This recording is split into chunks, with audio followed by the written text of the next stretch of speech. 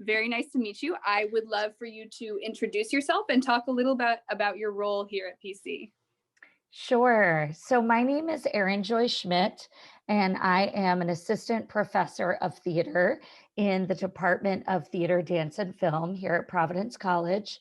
I teach acting courses here at PC. So I teach many of our intro level acting courses as well as most of our upper level acting courses. And I also direct in our production season. So I normally direct one play a year in our season of plays. Awesome. And how do you personally and as a department kind of go about choosing the plays and stories that you choose to focus on and feature in your season? Well, this season obviously was a little different, so I'm sure we'll get into that more specifically later on in the interview. But generally speaking, there is a committee called the Season Selection Committee that comes together, and the committee is comprised of several faculty members in the department, as well as two students. And so the committee meets several times a year, starting pretty early on in the year, obviously for the following year's plays.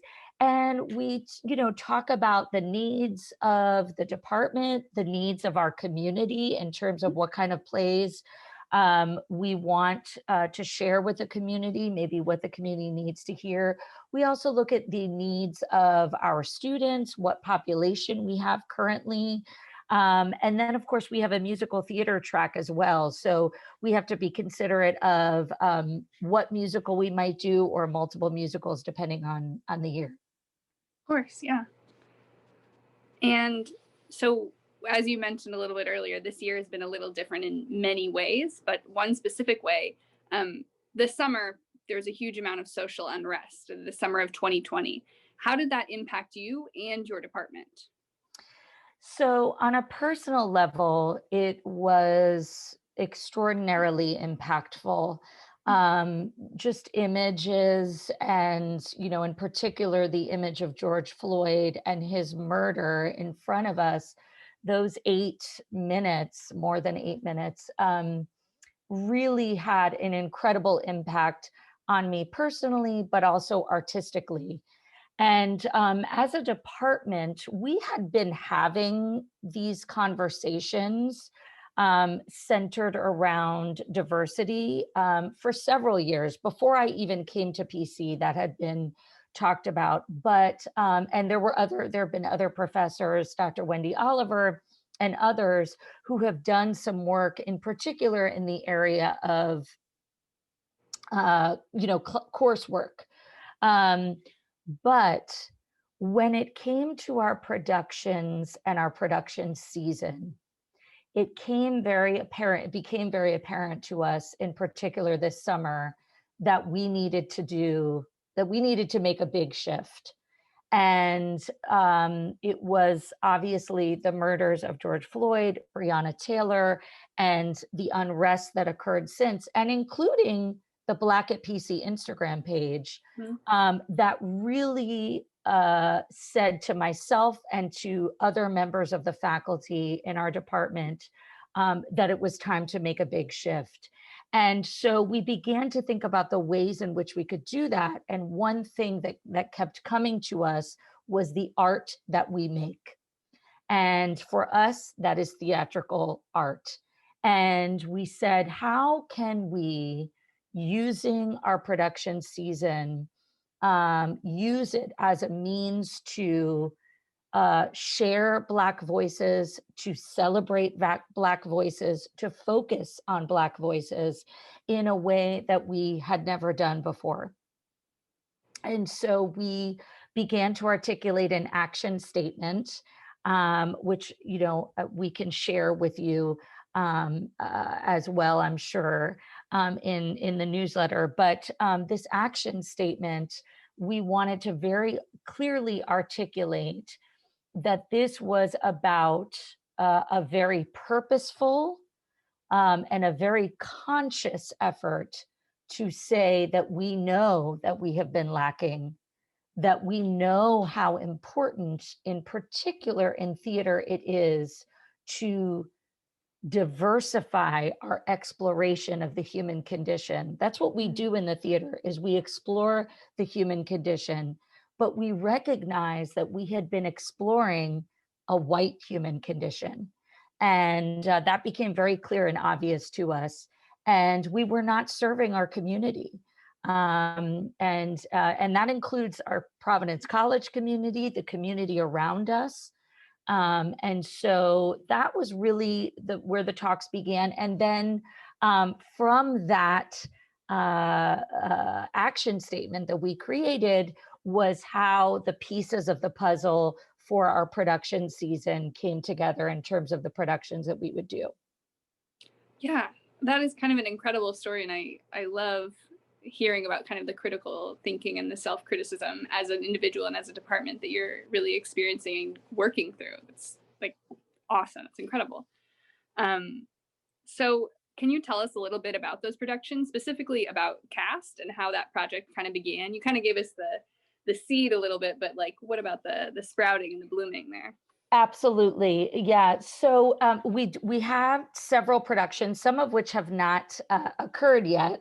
So I can talk about those a little later. Our first production was called Echoes, and it was a series. Again, we were also dealing with the pandemic, so we knew that our season was not going to be traditional in terms of having an audience enter our theater, our Angel Blackfriars Theater, or our Boab Studio Theater, which are two performance spaces in the Smith Center. We knew that that wasn't going to occur. So we had to also begin to think differently about how we were going to present these pieces. And so the first piece in our season was directed by an alum who is also an adjunct at Providence College, Patrick Mark Saunders. And what Patrick did with the project that he directed called Echoes, it was a series of essentially radio style plays that were taken from stories, literature, pieces of literature that were then developed into these plays. And they also included some original content from the students that were in them. And so we put those up on our website, and we also had people attend essentially a virtual performance of that. And those are still able to be seen on our website. The project that I directed is a piece, as you mentioned, called Cast. The idea for the title actually came from, I read the Isabel Wilkerson book, Untitled Cast, which is all about the caste systems that we live in.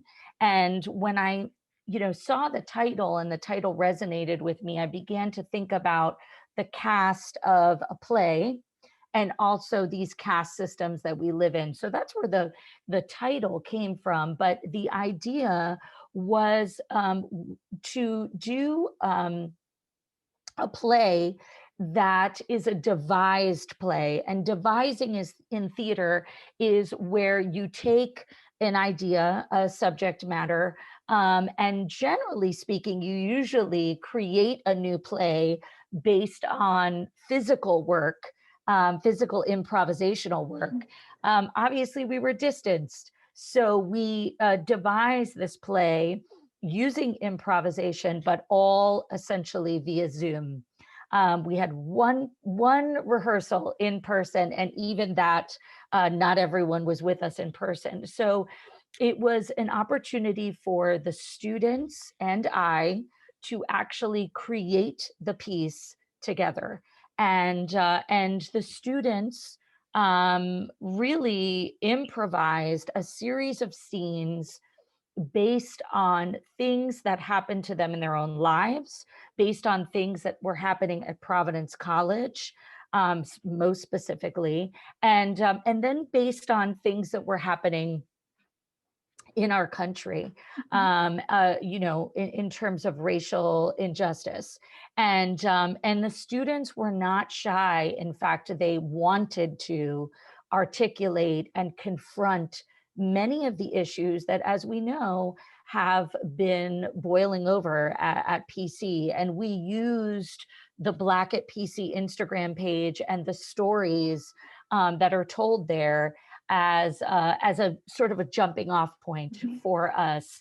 And so that piece, again, is a series of different scenes that are sort of strung together, and it involves music and poetry and dance, and then of course a scene work as well, images, and so that piece is also available and was a filmed piece. And then we have two more pieces that are coming down the pipeline. One of them is also some original work. It is a writer's summit that is centered around racial issues and diversity. And then we have a musical, which is not an original piece. It's a musical called Violet, that is based around issues of race and, a variety of different issues, violence, war, etc. So that is sort of the season in a nutshell, and a little bit more about the piece that I worked on. Yeah, I love hearing about that kind of devised and improvisational aspect. It really brings to mind like theater of the oppressed and the work that's done through that. Like that's exactly really kind of cutting right. edge and Yes, really incredible. Yes, we spoke a lot about Augusto Boal and theater of the oppressed. So yeah. All right. So as a department, through kind of these projects that we've seen last semester and through this upcoming semester, you guys have really risen to the occasion and created important space for these impactful stories and like the telling of the stories of Black voices. So since it's been so incredible to see you guys really take this on, what advice do you have for other departments on campus looking to engage in this work? It's a great question, Kylie, and I don't know that I have an answer because I do think that this work is not just important and vital. All of that is true, but it is almost necessary in terms of we cannot continue to move forward, in particular in the arts, if we do not begin to recognize the lack of diversity and to explore all types of voices. And that's most important, is I think being able to articulate what we have, where we have been lacking, continue to articulate that, continue to know that we are going to, as I said many times in rehearsal to the students, we are going to make mistakes. Things are not going to be perfect, but that is not a reason to not do something. And so I think that's very important, is recognizing that the mistakes are going to continue to be made. And I think keeping in mind the idea of performative work versus performance work. There's many things that we can do that really feel good, but they also, I think, can be perceived and in fact might be just performative. And I think one of the ways in which we see that is when we do something and then we don't keep going with it. And so our focus is even less so on the now, and it continues to be on our future, because we know that if we put this one season out and it is a one-off deal and we get a lot of praise and we get a lot of press and then nothing comes from it, not only will this season be for naught, but how would that look to our students of color that we have chosen to do something, and in essence it feels as though this was a using situation. And so we are incredibly aware of that. I am so aware of that, and the students have articulated as much to us. And so we are really there. It is constant for me to keep thinking about what is going to happen next year, how we expand, continue to expand, looking at the human condition, looking at our Latinx community, our Asian community, our indigenous communities, which in Rhode Island, obviously, are incredibly important. And so just the building on and knowing that, Teresa Moore said something to me that really helped me. And she was so profound in terms of helping us with our work. I have to give a shout out to Dr. Teresa Moore, an incredibly profound partner in all of this. But she said something to me. She said, "You cannot do it all at once." So for this year, it was important for us to focus on Black voices because of what was going on in the world, but that we continue to expand that as we move forward, and doing it in a very specific way, so that you don't have to try to touch upon everything at once, Mm-hmm. but that in touching upon one thing, it actually allows you to see that one thing in such a unique way that then it will expand what you do beyond. Yeah, absolutely. Like illuminating the positionality. Yeah. Yes, great Yeah. point. Beautiful. I love hearing you speak about all this, and thank you as a department. Like, your work has been really incredible this last semester, and I'm really looking forward to seeing your work and to seeing Violet this spring. Yes. When will those be available for kind of public viewing? Great. So Violet is coming in April. So it will be those 2 weekends just following Easter in April. And again, all of our productions will be virtual. And the Writer's Summit is going to come out in a series of different viewing. So it will come out throughout this semester, and there will be more information on our website. So if people just want to go to, Providence College/theater, they will find lots of information on the Department of Theater, Dance, and Film and the work that we are doing. We also have a film festival. We also have dance concerts that, again, we're all virtual this year, but in a way, I think more accessible to the community at large. So I think that's kind of nice too. All right. Thank you so much. I had to make sure you got that little plug in there. Great. It's so important. Got to make sure Yes. people's eyes are with you. Thank you. Thank you so much today, Erin. I have loved hearing from you. Is there anything else you'd like to add on a final note? Kylie, I really appreciate the work that IDEI does on a daily basis. I am so thankful personally, again, to Jackie and to Teresa, and to all of you for choosing to tell these stories, but also for the openness that you have for this kind of work. There are a lot of departments on campus I know who want to do this kind of work and don't quite know how to get started.